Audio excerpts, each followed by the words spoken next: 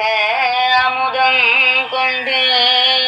கலசத்தை நிறைத்தார் போல் கடல் கடைந்த அமுதம் கொண்டு கலசத்தை நிறைத்தார் போல் உடலுருகி வாய் திறந்து மடுத்துணை நிறைத்து கொண்டேன். கொடுமை செய்யும் கூற்றமும் என் கோலாடி குறுகு பெறா தடவரை தோற்றபனி சார்கவே சேவகனே கடல் கடைந்த முதங் கொண்டு கலசத்தை நிறைத்தார் போல்